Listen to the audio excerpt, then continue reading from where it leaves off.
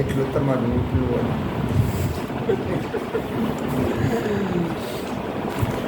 ધીમે ધીમે વાયુ પિત્ત કફની વાત તો આપણે કરી, અષ્ટ અંગની વાત કરી, કાય બાલ ગ્રહ ઉર્ધ્વ અંગ શલ્ય દ્રષ્ટા જરા અને વૃષાંગ. એમાં પ્રવેશ કર્યા પછી પેલું કામ આપણે વાયુ પિત્ત અને કફ દોષો ઉપર આવ્યું, અગ્નિ ઉપર આવ્યું. પછી ધીમે ધીમે એના કર્મો, માની લ્યો કે એના ગુણો જે છે, વાયુના ગુણ, પિત્તના ગુણ, કફના ગુણ,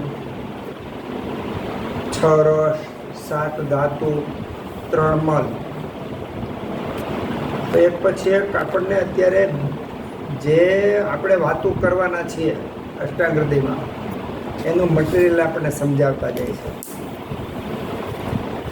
કે ભવિષ્યમાં આપણે જે ચિકિત્સામાં, નિદાનમાં રૂપ, પૂર્વરૂપ એ બધું જોવાના છે. તો કઈ રીતે જોઈ શકાય, તેના જે બેઝિક પાયા છે એની આ બધી વાતો છે. તત્રાદ્યા મારુતમ ઘ્નંતિ ત્રયસ્તિક્તા દય કપમ કષાય તિક્ત મધુરાહ પિત્ત મન્યતુ પૂર્વતે. આ એક સૂત્ર, એક શ્લોક, પૂરેપૂરી ચિકિત્સા આની અંદર આવી જાય. પણ આ ચિકિત્સા આપણને ત્યારે સમજાય કે એક શ્લોકની અંદર આખું આયુર્વેદ આવી ગયું. ક્યારે સમજાય? આખું આયુર્વેદ સમજાય ને ત્યારે આ એક શ્લોક સમજાય, ત્યારે આમાં અહોભાવ થાય. તત્રાદ્યા મારુતમ ઘ્નંતિ ત્રયસ્તિક્તા દય કપમ કષાય તિક્ત મધુરાહ પિત્ત મન્યતુ પૂર્વતે. વાયુ, પિત્ત અને કફ એની બારો કોઈ રોગ નથી, અને એની આ ચિકિત્સા બતાવી દીધી છે. કદાચ આગળ આવે સંસર્ગ, સન્નિપાત, બબે દોષોનું, તો જે દોષ પ્રધાન હોય એ પ્રમાણે ચિકિત્સા કરવાની. ટૂંકમાં આખું ચિકિત્સા સૂત્ર આપણને આમાં બતાવી દીધું. હવે દ્રવ્યના પ્રકારો, દ્રવ્ય કેટલા હોય છે? ઔષધ તરીકે આપણે જ્યારે દ્રવ્ય વાપરીએ છીએ ત્યારે શું કામ કરે? કોઈ વ્યક્તિ હોય કે આપણને ઉપયોગી થાય, કાં ન્યુટ્રલ રહે, કાં આપણને નડે, 3 પ્રકાર હોય. એમાં અહીંયા દ્રવ્યના પ્રકાર બતાવ્યા કે શમનમ, કોપનમ, સ્વસ્થહિતમ, દ્રવ્યમ ઇતિ ત્રિધા. શમનમ, 2 મિત્રો ઝઘડતા હોય એની વચ્ચે સમાધાન કરે. અમુક કેવું સમાધાન કરે, અમુક કેવું 2 વચ્ચે ઝઘડો એમાં વધારો કરે, અને અમુક એવું બેયના હિતકારી, બેયને પૂરેપૂરો ફાયદો થાય એ રીતનું વર્તન કરે. શમનમ, કોપનમ, સ્વસ્થહિતમ. કોઈ પણ દુનિયાનું ઔષધ હોય એમાં 3માંથી એકાદો ગુણ તો હોય. શમનમ, કોપનમ, સ્વસ્થહિતમ. અત્યારે હું બોલું છું, જરા ધ્યાનથી સાંભળજો. દુનિયાનું કોઈ પણ દ્રવ્ય હોય એમાં 3માંથી 1 ગુણ તો હોય. શમનમ, કોપનમ અને સ્વસ્થહિતમ. એ દ્રવ્યનો એ ગુણ જે તે વ્યક્તિ અથવા જેમાં પ્રયોગ કરવાનો છે એને અનુલક્ષીને કાં તો શમન હોય, કાં કોપન હોય, કાં સ્વસ્થિત. હવે પછીનું સૂત્ર આ જ છે. દુનિયાના તમામ દ્રવ્યો શમન, કોપન, સ્વસ્થિત 3 કરનારા હોય છે. દુનિયાનું કોઈ પણ દ્રવ્ય કાં તો શમન કરે, કાં તો કોપન કરે, કાં સ્વસ્થિત કરે. આ એક વાત છે. બીજી વાત છે કે દરેક દ્રવ્યો શમન, કોપન અને સ્વસ્થ એ ત્રણે ત્રણ કરે. એની થોડી આપણે છણાવટ જોઈ લઈએ. શમન એટલે વાયુ, પિત્ત અને કફ એમાં જે દોષ પ્રકોપ પામ્યો હોય, વધ્યો હોય એને ઘટાડે, શાંત કરે, એને શમન કહેવાય. તો કોઈ પણ એક ઔષધ લઈ લો, દાખલા તરીકે આપણે દૂધ લીધું, તો દૂધ છે એ પિત્તનું શમન કરે.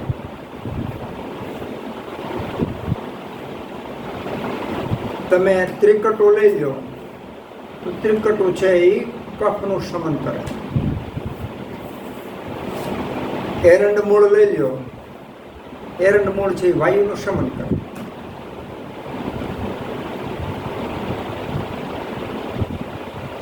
દરેક દ્રવ્યમાં જે તે રોગ કે પ્રકૃતિ કે વ્યક્તિ એને અનુલક્ષીને કાં તો શમન કરે, કાં કોપન કરે, કાં સ્વસ્થિત કરે. દાખલા તરીકે આપણે 3 ઔષધના નામ બોલ્યા, 3 દ્રવ્યનું નામ બોલ્યા. એક તો ત્રિકટુ, ત્રિકટો એક શબ્દ બોલ્યા, પછી એક દૂધ બોલ્યા અને એરંડ મૂળ બોલ્યા. બરાબર. તો તેલનું શમન એરંડ કરે છે, પિત્તનું શમન દૂધ કરે છે અને કફનું શમન ત્રિકટ કરે છે. તો દરેક દ્રવ્ય 3માંથી એક કરે. બીજું, દરેક દ્રવ્ય શમન પણ કરે, કોપન પણ કરે અને સ્વસ્થિત પણ હોય. પણ એ વ્યક્તિ પ્રકૃતિને તાસીને અનુલક્ષીને હોય. દાખલા તરીકે ત્રિકટુ છે એ પિત્તવાળાને આપો તો કોપન કરે. એ જ ત્રિકટુ કફવાળાને આપો તો શમન કરે. એ જ ત્રિકટુ કફ અને વાતવાળાને આપો તો સ્વસ્થિત થાય. એ જ દૂધ પિત્તવાળાને આપો તો શમન થાય, કફવાળાને આપો તો પ્રકોપિત થાય, પિત્ત અને વાતવાળાને આપો તો સ્વસ્થિત થાય. તો દરેક દ્રવ્ય શમનનું કામ કરે, પ્રકોપનું કામ કરે અને સ્વસ્થિતનું કામ કરે. એટલે કોઈ એક દ્રવ્ય એક જ વસ્તુ કરે એવું નથી.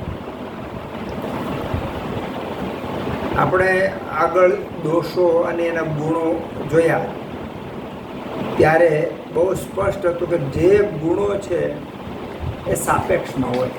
લઘુ ગુણ છે તો લઘુ સાપેક્ષમાં હોય. આપણું શાસ્ત્ર તો એટલું ઊંડું છે. સારંગધર સંહિતાની અંદર એમણે જે માપ બતાવ્યા છે એ માપ આપણે ચાંદેડું પડતું. પહેલાં દેશી નળિયા હતા, દેશી નળિયામાં ચાંદેડું પડે, એમાં રજકણો ઉડતા હોય. રજકણનો જે વજન હોય ને એના 30મા ભાગનો જે હોય એને ત્રસરેણુ કહે. એનો 30મો ભાગ, એનો પાછો 30મો ભાગ એને નામ આપ્યું, એનો પાછો 30મો ભાગ એને નામ આપ્યું. તો આ વજન કાંટો આજની તારીખમાં નથી શોધાય. એ માપ એમણે આપ્યું, એના પછી વજન અને તોલમાં બતાવ્યા. તો એ સૂક્ષ્મમાં સૂક્ષ્મ અણુ પરમાણુ સુધીના માપ હજારો લાખો વર્ષ પહેલાં આપેલા છે. અને આપણે એમ કે ભાઈ શોધાઈને કહીએ. તો જેવી રીતે દોષોમાં ગુણો સરખામણી કરીએ ત્યારે આપણને લઘુ ગુરુ સમજાય છે, એમ દરેક દ્રવ્યમાં શમન, કોપન અને સ્વસ્થ 3 કાર્ય રહેલા છે. પણ દાખલા તરીકે દહીં છે એ વિષ્ટંભી છે, છાશ છે એ દીપન પાચન કરનારી છે, દૂધ છે એ બલ્ય છે, ઘી છે એ બલ્ય દીપન પાચન છે, જીવંતી છે ચક્ષુષ્ય છે, જીવન અગણની ઔષધિ છે, એરંડ છે એ વાતારી છે, સૂંઠ છે, વિશ્વ બેસે છે, બધા રોગોનો નાશ કરનાર છે. પણ આનામાં આ ગુણો વિશેષ છે. મધ છે એ કફનાશક છે. તો કફના જેટલા રોગો છે એમાં આપણે મધ વાપરી શકીએ છીએ. ત્રિફલા છે એને તમે વાયુ, પિત્ત, કફ ત્રણેયમાં વાપરી શકો, કારણ કે હરડે, બેરડા ને આંબળા ત્રણે આવી ગયા છે. તો શમનમ, તો અત્યારે શમનના થોડાક દાખલા લઈએ, પછી આપણે કોપરના લઈએ, પછી સ્વસ્તિકમના લઈએ. અને અહીંયા જે હું તમને સમજાવું છું એ દ્રવ્ય અને એના ગુણો પૂરતો અત્યારે સમજાવું છું. આમાં જે આપવાનો હેતુ, અષ્ટાંગકારનો આપવાનો હેતુ એ છે કે ભવિષ્યમાં જે આપણે શીખવાના છીએ ચિકિત્સાને, તો ચિકિત્સાને લગતો આપણને જ્ઞાન વધે, દ્રષ્ટિ આવે, એના માટે આમાં બતાવ્યું છે. તો પહેલાં આપણે જે દ્રવ્ય જેવું કામ કરે એ જોઈએ, પછી ચિકિત્સાની દ્રષ્ટિએ કરી તે જોઈએ, તો આપણને આ શ્લોક બરાબર સમજાય કે શમનમ, કોપનમ, સ્વસ્થયિતમ. તો શમન એટલે શું? દોષોનું શમન કરે. બહુ એસિડિટી થતી હોય અને એસિડિટીનું શમન થઈ જાય, પિત્તનું શમન થઈ જાય, તેને શમન કહેવાય. કફનો બહુ ઉત્કલેશ થતો હોય અને પીપલી છે, ત્રિકટુ છે, એવા ઔષધો, અરડુસી છે, એવા ખાઈએ તો કફનું શાંત થઈ જાય, કફનું શમન થઈ જાય. બહુ વાયુ આપણને ડિસ્ટર્બ કરતો હોય, વાયુનો પ્રકોપ થયો હોય, તો આપણે એરંડિયું તેલ છે, તલનું તેલ છે, કે વાતારી ટેબ્લેટ છે, શંખવટી છે, શિવાક્ષર પાચન ચૂર્ણ છે, એવા ઔષધો લઈએ તો એનું શમન થઈ જાય. તો જ્યાં વાયુ, પિત્ત કે કફ એકલા 2 દોષ કે 3 દોષ જ્યારે જે પ્રકોપ પામ્યા હોય, વધ્યા હોય, એને શાંત કરે અને બેલેન્સ કરે, એને શમન ઔષધ કહેવાય. એને શમન ઔષધ કહેવાય. તો વાયુના કેટલાક શમન ઔષધો જોઈએ, પિત્તના કેટલાક શમન ઔષધો જોઈએ, કફના શમન ઔષધ જોઈએ. હવે આ ઔષધો ક્યારે શમન ઔષધો વપરાય? દાખલા તરીકે પિત્ત છે એ વૈધો હોય પણ ઉત્કલેશ ન હોય તો શમન ઔષધ વપરાય. ઉત્કલેશમાં દોષનું શમન કરાય નહીં. કફમાં મોઢામાં લાળો થતો હોય, કોગળા નીકળતા હોય, ઉલટી બધું નીકળતું હોય, એમાં તમે કફનું શમન કરો તો કફ છે સ્ત્રોતોરોધ કરે, શરીરમાં છુપાઈ જાય. કફ અઠવાડિયે 10 દિવસમાં તમને કફનો કંટ્રોલ થઈ ગયો એવું લાગે, પણ એટલી બધી માત્રામાં કફ હતો એને તમે શમન કરો તો એ પૂરેપૂરું શમન નહીં થઈ શકે. એની જગ્યાએ જ્યારે દોષ અતિ ઉત્કૃષ્ટ હોય, અતિ વધારે હોય, ત્યારે એ દોષોને બહાર કાઢવાના પંચકર્મ દ્વારા. તો બહુ કફ હોય, મોઢામાં મળું આવતી હોય, ઉબકા થતા હોય, તો એ વખતે શું કરવું? ઉલટી કરાવી નાખો. ઉલટી કરાવી નાખો એટલે કફ બહાર નીકળી જાય. પિત્ત બહુ અતિ પિત્ત વૃદ્ધિ પામ્યો હોય કે જે શમનના સ્ટેજ કરતાં પણ વધારે હોય, તેનું વિરેચન કરી નાખે. બસ ગેસ જ્યારે વાયુ છે અતિ પ્રકોપિત થયો હોય તો વાયુનું અનુવાસનને આસ્થા પર બસ્તી આપી અને તરત તેનું બહાર કાઢી નાખવાનું. તો જ્યારે દોષો ઉત્કૃષ્ટ થયા અતિ માત્રામાં ત્યારે એનું શમન કરવાનું હોતું નથી. અને જો આપણે શમન કરવાની ભૂલ કરીએ તો એ દર્દી કાયમ માટે એ દોષોના સંચય ગમે ત્યાં થવાના અને સંચયના ભોગી દર્દી કાયમી બનવાના છે. એટલે અહીંયા શમન કોનું કરવું? તો જે દોષો મૂળ અવસ્થા હોવી જોઈએ એના કરતાં વધે અને એ દોષના લક્ષણો ઉત્પન્ન થાય, એવા લક્ષણો ઉત્પન્ન થાય જેને આપણે શમન કરી શકીએ.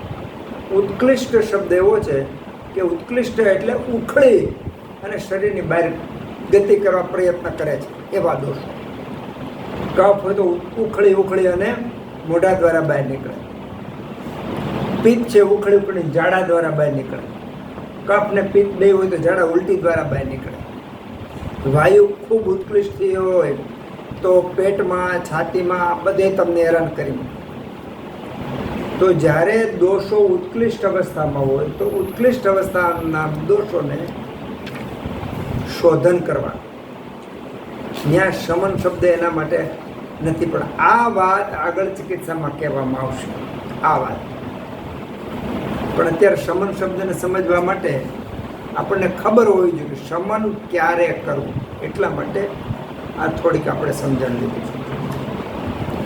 તો કફના શમન કરનારા ઔષધો કયા કયા સામાન્ય?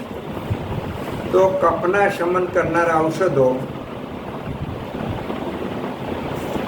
તીખો, કડવો અને તુરો, આ 3 રસવાળા હોય તો એ કફનું શમન કરશે. ત્રયસ તિક્તા દયા કફા. બરાબર? તો બોલો જે ઔષધના નામ બોલો, જે દ્રવ્ય નામ બોલો. દ્રવ્ય એટલે ઔષધ, એમાં ખાવા પીવાના એ આવી જાય, દવા ઔષધમાં આવતા હોય એ આવી જાય, યોગો પણ આવી જાય, જે કફનું શમન કરનારા હોય એવા બોલો. એક તો ત્રિકટો, બરાબર. હે મધ, બરાબર છે. હળદર. એના કરતાં આપણે જ્યારે રસ લીધા હતા ત્યારે રસને આપણે રસોડાના અને ઔષધને એમ વિભાગ પાડ્યા હતા. એને જો તમે યાદ કરો ને તો બહુ સહેલું થઈ પડે. અને આ તો કાયમ યાદ રાખી દેવું પડે. તમારી બુકમાં લિસ્ટ હોવું જોઈએ. ઘરમાં કોઈ બીમાર પડ્યું તો જોઈ લેવાનું કે કફનાશક રસોડામાં કેટલા ઔષધો છે, બીજા ક્યાં છે, પછી આપણી આજુબાજુમાં ક્યાં મળે છે, અને એનો પ્રયોગ ચાલુ કરી દેવાનો. એવું કોઈ જરૂર નથી. પેટમાં દુખેલું તમે મેડિકલમાં શંખવટી લેવા જાઓ કે હિંગવાષ્ટક લેવા જાઓ, કોઈ જરૂરી નથી. તમારી પાસે હિંગ પડી છે, નમક પડ્યું છે, એ ભેગું કરીને આપી દો, ફાયદો થઈ જશે. હમણાં જૂનાગઢમાં એક આપણા બેન છે, જ્યોત્સનાબેન ભુવા કરે, એમણે મને ફોન કર્યો. મને કે સાહેબ મારે ત્યાં મજૂર આવ્યો છે ને એને ભયંકર કિડનીમાં પથરી છે, પથરીનો બહુ દુખાવો છે, શું કરવું? બહુ દુખાવો, ભયંકર દુખાવો છે. હવે ત્યાં હું એમ કહું ભાઈ એટલી દવા લઈ આવું. મેં કાંઈ વાંધો નહીં, હિંગ અને નમક ભેગું કરીને ગરમ પાણી રેપાઈ દઉં. પછી બીજે દિવસે મને કે સાહેબ 5 મિનિટમાં દુખાવો મટી ગયો. તો આવી તત્કાળ બુદ્ધિ ક્યારે આપણને આવે? કે જ્યારે આપણે આ બધું સમજે ને પછી તત્કાળ બુદ્ધિ આવે. પછી એવું જરૂરી નથી કે આપણે આ ઔષધથી જ હાજા કરીએ, કેવું જરૂર. પહેલી વસ્તુ. બીજી વસ્તુ કે દોષનો બહુ ઉત્કલેશ હોય, પ્રકોપ હોય, વૃદ્ધિ હોય, જ્ઞાન ન હોય તો આપણે અકળાઈ જઈએ. શું નિર્ણય લેવો આપણને ખબર ના પડે, એની સારવાર કેમ કરવી આપણને ખબર ન પડે. પણ જો આ બેઝિક પ્રિન્સિપલનું નોલેજ હોય તો આપણે અકળાઈ નહીં, ડરી નહીં, ભય નહીં પામે. તો શમનમ, કફનું શમન કરનારા ઔષધો માં જો 3 સૂંઠ, મરી ને પીપર, એ 3 ઔષધથી ત્રિકટુ બને. સૂંઠ પણ શમન કરે, પીપલી પણ શમન કરે અને મરીચ પણ શમન કરે. પછી તુલસી, હળદર, અરડુસી, મરચું, પછી કારેલા, રાઈ, સરસ, મેથી. તો આ બધા ઔષધો શું કરે? હજી આગળ તમને આ વિવરણમાં આવશે કે માની લો કે આમાં 3 રસ છે, તીખું, કડવું, તુરું, 3 રસ છે. એ આપણે કફ માટે વાપરવાનું. એમાં તીખું ક્યારે વાપરવું, કડવું ક્યારે વાપરવાનું, તુરું ક્યારે વાપરવાનું, એનું આગળ સમજશું. તમારી બુકમાં આ બધા પ્રશ્નો હોવા જોઈએ. સંજોગો વશતમાં જો આપણે આખી રાત બેઠા ને વાતો કરીએ છીએ, એક પછી એક પ્રશ્નનું સોલ્યુશન થવું જોઈએ. અને પ્રશ્નો તમારી એક બુકમાં એક અમુક નકરા પ્રશ્નો જ લખી રાખવાના.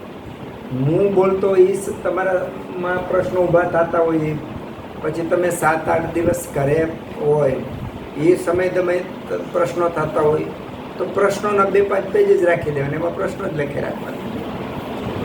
એ પ્રશ્નોનું સમાધાન તમારી રીતે વિચારવાનું. તમે સમાધાન કર્યું પછી જ્યારે આપણે વાતો કરીએ અને સમાધાન થાય ત્યારે આપણે સરખામણી થાય કે આપણે જે સમાધાન કર્યું તો આપણી બુદ્ધિથી અને શાસ્ત્રની બુદ્ધિથી કરીએ તો આપણે શાસ્ત્રની પેરેલલમાં કેટલું વિચારી શકીએ છીએ એ આપણને ખ્યાલ આવશે. ધીમે ધીમે કરતાં શાસ્ત્રના લેવલે વિચારતા થઈ જાય એટલે આપણો કોન્ફિડન્સ આવી જશે કે આપણે તો શાસ્ત્ર વાંચ્યું નથી, શાસ્ત્રનું જ્ઞાન નથી, છતાંય આપણે એવું જ સમજ્યા છીએ જેવું શાસ્ત્ર કહે છે, એવું જ સમજ્યા છીએ જેવું શાસ્ત્ર કહે છે એવું. ધીમે ધીમે ધીમે આ એક ટેવ પાડો એટલે આપણને આત્મવિશ્વાસ આવશે. તો શમનમ, કફના શમનના એટલા ઔષધો, પછી તો બહુ બધા છે પણ આપણે હા, પછી પિત્તના શમનના દ્રવ્યો બોલો. દૂધ, સાકર, ઘી, સાકર, કાળી દ્રાક્ષ, તકમરિયા, ગુલકંદ, કષાય તિક્ત મધુરાહ. કષાય એટલે તુરો રસઈ શમન કરનાર, તિક્ત એટલે કડવો રસઈ પિત્ત શમન કરનાર. હા, આમળા, ખાસ વિશેષ એમાં આમળા છે, પિત્તનું શમન કરે છે. પછી વાયુનું શમન કરનારા ઔષધો, એરંડિયું તેલ, તલનું તેલ, હિંગ, તત્રાદ્યા મારુતમ ગ્રંથિ. તત્રાદ્યા પહેલા 3 છે, વાયુનો નાશ કરે. ગળ્યું, ખાટું અને ખારું, આ 3 રસ છે એ વાયુનો નાશ કરે. તો શમનમ, જે આમાં આપણે તત્રાદ્ય મારુતમ ગ્રંથિ, ત્રયસ્તિક્તા દયા કફમ, કષાય તિક્ત મધુરાહ, પિત્ત મન્યતુ પૂર્વતે. આ શ્લોકની અંદર જે બતાવ્યું છે શમન છે અને જે બાકી 3 રહ્યા એ કોપન દ્રવ્યો છે. સમજણ? તત્રાદ્ય મારુતમ ગ્રંથિ એટલે તત્રાદ્ય એટલે કે આ સ્વાદ, અમ્લ, લવણ એ મારુતમ ગ્રંથિ એ વાયુનું શમન કરનાર છે. બાકીના 3 કોપન કરનારા છે. તિક્ત કટુ કષાય વાયુનું કોપન કરનાર છે. તો આગલું સૂત્ર છે, તરત તમે જુઓ આ અષ્ટાંકર કેટલું સરસ. એના પછી તરત જ આ સૂત્ર આપણને શું કામ આપ્યું? સીધે સીધું સાંકળથી જોડતી કડી છે. પહેલા 3 જે છે વાયુનું શમન કરનારા છે, બીજા છે એ પ્રકોપ કરનારા છે, વૃદ્ધિ કરનારા છે. શમનમ કોપનમ. કફનું શમન કયા કયા રસ કરે? કષા તિક્ત, ઉષણ, કટુ ને ઉષણ, તિક્ત ને કષાય. તિક્ત, ઉષણ ને કષાય, આ 3 છે એ કફનું શમન કરે છે. સ્વાદ, અમ્લ, લવણ કફનું પ્રકોપ કરે છે.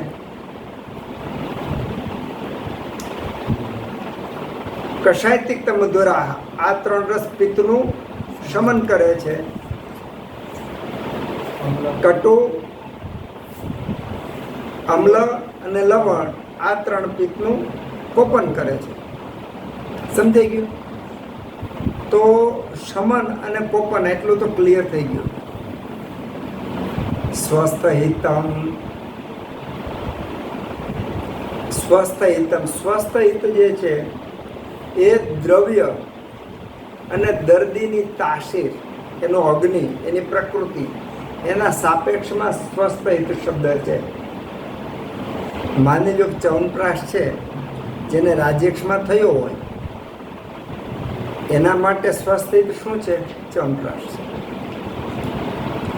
બાળકો છે તેના સ્વસ્થ હિતનું કયું ઔષધ છે? દૂધ છે.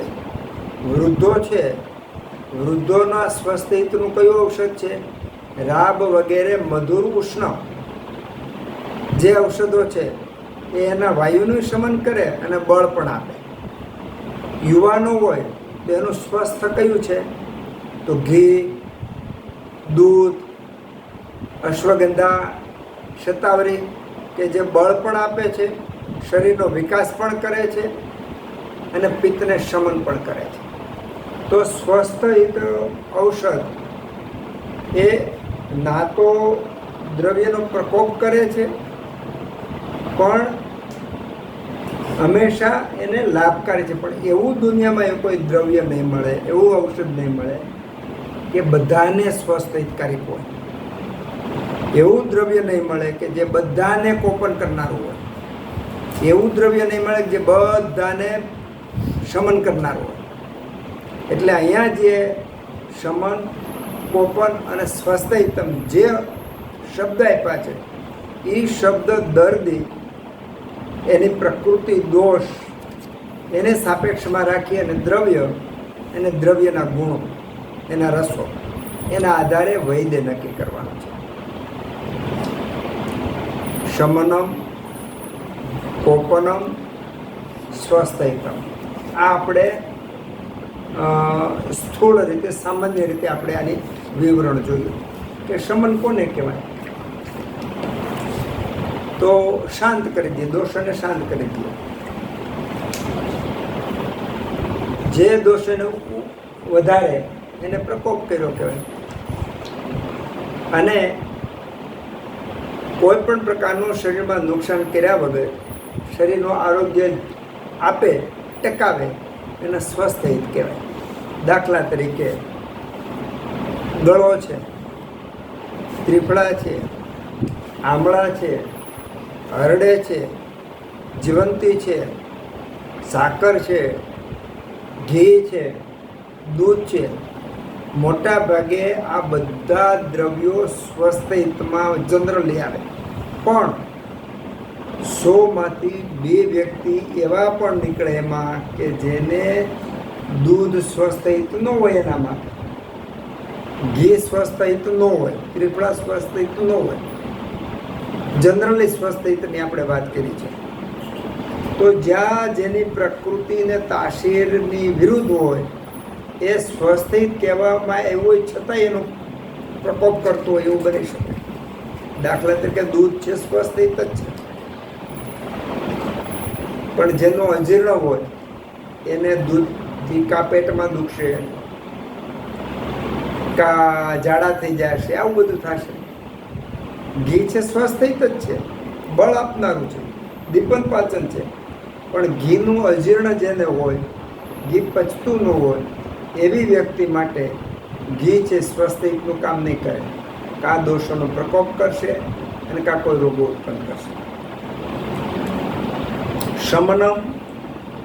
હવે ચિકિત્સાની દ્રષ્ટિએ આ થોડુંક સાથે સાથે ચિકિત્સા જોઈ તો ચિકિત્સાની દ્રષ્ટિએ શમન, જો પહેલું સૂત્ર આનું આગળનું સૂત્ર જોયું, તત્રાદ્યા મારુતમ નંતે ત્રયસ્તિતા દયા કપમ કષાય મુદ્ર, એ આખી ચિકિત્સા બતાવી દીધી. ચિકિત્સા સિદ્ધાંત આ બાજુ દ્રવ્યના વિભાગ કરી દીધા. તમે આ 3માંથી એક દ્રવ્ય વાપરી શકો. કાં શમન કરનારું વાપરો, કાં પ્રકોપ કરનારું વાપરો, કાં સ્વસ્થ વાપરો. અથવા બીજો અર્થ એવો થાય કે દ્રવ્ય છે એ દોષનું શમન કરનારું છે, પ્રકોપ કરનારું છે, સ્વસ્થ કરનારું છે. તો બીમારી વખતે જે ઔષધનો ઉપયોગ આપણે કરીએ છીએ એની દ્રષ્ટિએ શમન, પ્રકોપ અને સ્વસ્થ એની આપણે ખ્યાલ હોવો જોઈએ. પેટમાં બહુ બળતરા થઈ, પિત્ત વધ્યું, તો એ વખતે શમન ઔષધ કયું કહેવાય? તો શમન ઔષધ તો તમારી પાસે 15-20 છે. દાખલા તરીકે દૂધ છે, સાકર છે, આમળા છે, ઘી છે, ઘણા બધા શમન ઔષધ છે, કેળા, ઘણા બધા શમન ઔષધો છે. પણ એ વખતે શમન ઔષધ ઇન્સ્ટન્ટ, હાથ વગું અને તરત રિઝલ્ટ આપે એવું કહ્યું સાકર. આમ આપો તરત શાંત થઈ જાય. તો કયું શમન ઔષધ ક્યારે વાપરવું એ જે તે પરિસ્થિતિ પર આપણે નક્કી કરવાનું. તો પહેલાં તમે શમન ઔષધ તરીકે સાકરનું પાણી વાપર્યું, સાકરનું શરબત વાપર્યું, તરત જ શમન થઈ ગયું. હવે પછી તમારી પાસે સમય છે કે આ પિત્તને વ્યવસ્થિત શમન કરવા માટે શું કરો? તો જો એને પાચન બરાબર હોય તો ઘી અને સાકર મિક્સ કરી અને ચટાડી દો, તો જે ટેમ્પરરી કામ કરે છે લાંબો સમય સુધી પિત્તનું શમન કરશે. કલાક, 2 કલાક, 5 કલાક સુધી શમન કરશે. આ બીજા સ્ટેપનો. હવે પછી પિત્તનું લાંબો સમય સુધી શમન કરવું છે તો પછી આમળા વાપરવા. તો આમળાનું નિત્ય સેવન કરવાથી કાયમ માટે પિત્તનું શમન થઈ જશે. એટલે શમન ઔષધ પણ ઇમરજન્સીમાં તાત્કાલિક કયું વાપરવાનું? તો એના પણ ટેમ્પરરી અને પરમેનન્ટ અને મીડિયમ એવા એના કાળ હોય છે. દોષને શમન કરવાના કાળ હોય. તો ઇમરજન્સીમાં ટેમ્પરરી હોય એ વાપરી નાખવાનું. જે ટેમ્પરરી હોય એ સીધો અસરકારક પણ હોય. ટેમ્પરરી હોય એ સીધું અસરકારક પણ હોય, તરત જ અસર કરનાર હોય, પણ થોડી વાર સુધી અસર કરે પછી પાછું હતું નિયંત્રણ થઈ જાય. દાખલા તરીકે આપણને માથું દુખે, દુખાવાની ગોળી લઈએ આપણે તો માથું તરત મટી જાય. જેવો એનો પાવર હોય ફરી વાર પાછું માથું દુખવાનું ચાલુ થઈ જાય. ઘૂંટણ દુખે, દુખાવાની ગોળી લઈએ એટલે માટે પાછું દુખાવાનું ચાલુ થઈ જાય. પણ અસહ્ય હોય ત્યારે ગોળી લેતા હોય છે, પણ કાયમી મટાડવા માટે. તો એ જ રીતનું અહીંયા શમનની અંદર બુદ્ધિ વાપરવાની, કે શમનના 3 વિભાગ પાડવાના. કે જ્યારે દોષનો પ્રકોપ પામ્યો હોય, દોષની વૃદ્ધિ થઈ હોય, પ્રકોપ પામ્યો હોય, ત્યારે દોષનું શમન કરવા માટે માની લો કે વાયુનો પ્રકોપ થયો હોય એ વખતે કે એરંડમૂળનો ઉકાળો પાવાનો બેહાય. એરંડમૂળનો ઉકાળો પડે, બીજે દિવસ, ત્રીજે દિવસે તમારું વાયુનું શમન થાય. એની જગ્યાએ તમે કોઈ પણ ક્ષારની સાથે હિંગ ને એ બધું આપો એટલે તરતો તરત શમન થઈ જાય. સોડા બાય કાર પાણી નાખીને આપી દો, તરત શમન થઈ જાય. હિંગ છે, હિંગ અને નમક, સિંધાલુણ આપી દો, તરત શમન થઈ જાય ભાઈ. તો ઇમરજન્સીમાં પહેલા સ્ટેપમાં શમન માટે આ પ્રયોગો આપણે કરીશું. પછી એનાથી વધારે અસર કરનારું ઔષધ હોય તો આપણે તેલના એવા પ્રયોગો કરી શકાય. આહાર વિહારમાં તલનું તેલ, રાઈ એ બધું વાપરીએ, હિંગ વાપરીએ કે જે વાયુનું શમન કરે. પછી કાયમી શમન કરવું હોય તો પછી એરંડમૂળનો ઉકાળો છે, મહારાષ્ટ્રના ક્વાથ છે, બસ્તી છે, નિર્ગુંડી તેલ છે, આનો ઉપયોગ કરે. તો શમનમ કરનારા ઔષધો આ રીતે. હવે પ્રકોપમાં પણ 3 સ્ટેપ આ રીતના છે. એક કેવું છે, તરત પ્રકોપ કરે ને પછી પાછું શાંત થઈ જાય. બીજું લાંબો સમય લો, એના લાંબો સમય સુધી પ્રકોપ કરનાર હોય. અહીંયા શમનો, પ્રકોપો, સ્વસ્થ 3 ચિકિત્સામાં લેવાના છે. એવું જરૂર ખાલી શમન ઔષધો તમે ચિકિત્સામાં લો એવું નથી. દોષનો પ્રકોપ પણ કરવો પડે, વધારવો પડે, દોષને વધારવો પડે. માની લો કે વાયુ ખૂબ વધી ગયો, હવે આપણે કફ વધારવો હોય તો કફનો પ્રકોપ થાય એવા ઔષધો આપો ને, એટલે ઓટોમેટિક વાયુનો શમન થઈ જાય. તો શમન, કોપન અને સ્વસ્થ કોઈ સારો કે ખરાબ શબ્દ નથી, સારો કે ખરાબ ગુણ નથી. જે તે અવસ્થામાં એને પૂરેપૂરો ન્યાય મળે તો એ પરિણામ દાયી આપણે ચિકિત્સામાં ફળદાયી નીવડે છે. શમનમ કોપનમ, તમે એકનું કોપન કરો તો બીજું શમન થાય, સામાન્ય નિયમ આવો છે. એકનું શમન કરો તો બીજું કોપન થાય. તો કેટલું શમન અને કેટલું કોપન કરવું પડે એ વર્ગ ચાલે છે એટલે અત્યારે નહીં વાત થાય. તો શમન કેટલું કરવું? હવે માની લો તમે વાયુનું શમન કરવા માટે વાયુના જે 3 રસ છે એનો ઉપયોગ કરો, વધારે ઉપયોગ કરો તો વાયુનું શમન થાય પછી હું ત્યાં કફનો પ્રકોપ થઈ જશે. તો શમનની પણ મર્યાદા છે કે આટલા સમય સુધી શમન કરવાનું. જે મારા દર્દી છે એને ખબર હશે કે હું એને લંઘન કરાવું, બધું કરાવું, તો જ્યારે જે કરાવતો હોય ને એનું વિરોધી દ્રવ્ય ઘરમાં રખાવું. દાખલા તરીકે લગ્ન કરાવતો હોય એ વખતે કહું કિલો 2 કિલો ઘી તમે ઘરમાં રાખજો. શું કામે? કે જ્યારે એનો વાયુ પ્રકોપ પામે, જ્યારે એનો પિત્ત પ્રકોપ પામે ત્યારે આપણે એને ચીંધી શકવા જોઈએ. ભાઈ તમારી ત્યાં મેં તમને કીધું હતું આ ઘી આમાં આની સાથે ચાલુ કરી દે એટલા ગ્રામ. તો શમન ક્યાં સુધી કરવું? તો દોષનું બેલેન્સ થાય એટલું શમન કરવાનું. એનાથી વધારે શમનનું જો તમે ચાલુ રાખ્યું તો બીજો દોષ પ્રકોપ પામશે. ઓકે, શમનમ કોપનમ. દહીં છે, દહીં પિત્તનો પ્રકોપ કરે. હવે શમન કરવાની અને પ્રકોપ કરવાની પણ રીત અલગ અલગ હોય. ઘણા છે એ સીધું શમન કરે, ઘણા આડકતરી રીતે પણ શમન પ્રકોપ પણ એ જ રીતનો હોય. તો પ્રકોપ, પિત્તનો પ્રકોપ હોય તો પિત્તની વૃદ્ધિ થાય ને વૃદ્ધિ અમુક લેવલ સુધી થાય અને વૃદ્ધિ કહેવાય. અને એનાથી વધારે વધે ત્યારે પ્રકોપ કહેવાય. અને એ પ્રકોપની અવસ્થા એક લેવલ છે. એ પ્રકોપની અવસ્થા પૂરી થાય પછી પ્રસર થાય. તમે અડધી તપેલી દૂધ ભર્યું હોય ને ઉકાળતા હોય તો ધીમે અગ્નિ આપો, ધીમે ધીમે ધીમે કરતાં દૂધ ગરમ થાય. દૂધ ગરમ થાય એટલે એમાં તર વળવા માંડે, પછી દૂધ ઉફાળમાં ઉભરાવા માંડે. તો ધીમે ધીમે અડધી તપેલી હોય, પોણી તપેલી, આખી તપેલી થઈ જાય. તો જેટલું દૂધ હતું એનાથી ઉપર ઉભરાવા માંડ્યું એને પ્રકોપ શબ્દ વપરાય, વૃદ્ધિ શબ્દ વપરાય. એ પ્રકોપ થયો. હવે એ તપેલીમાં દૂધ ભરાઈ ગયું અને પછી આખી તપેલીમાંથી જ્યારે બહાર જવા માંડ્યું તેને પ્રસર શબ્દ વાપર્યો. કે એ હવે પ્રસર થઈ ગયો. દોષ છે એ દોષ પ્રકોપ પામે એક લેવલ હતું, પ્રકોપ પામ્યા. હવે દોષ પ્રસર પામશે. પ્રસર પામશે એટલે જ્યાં પ્રકોપ પામ્યા છે ત્યાંથી હવે બીજે જાય. એ ક્યાં જાય? તો એના તો આખા શરીરમાં એને ખબર જ હોય. તમે અહીંયા પેંડાનો ટુકડો નાખો થોડો, ખબર જો તો કીડીઓ આવી જાય, એવી રીતની થઈ ગઈ.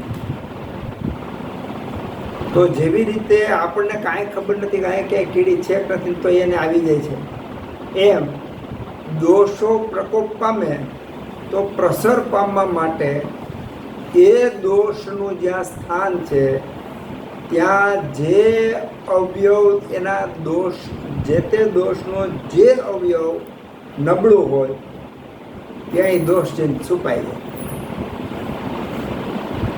એને સંચય કહેવાય. ત્યાં દોષ લોકો એને સંચય કહેવાય. પછી ત્યાં પીડ્યું હોય પછી તમે વધારે આહાર વિહાર એ વધે એવા ખાવો તો એ ત્યાં બેઠું વધે. પછી ઋતુમાં પ્રકોપ પામે એવા કારણો મળે ત્યારે એ વધે. વિહારમાં તમે પ્રકોપ પામે એવો સેવન કરો ત્યારે વધે. તો એ સંચય પામેલો દોષ છે એ ધીમે ધીમે વધવા માંડે અને પછી રોગરૂપે લક્ષણો.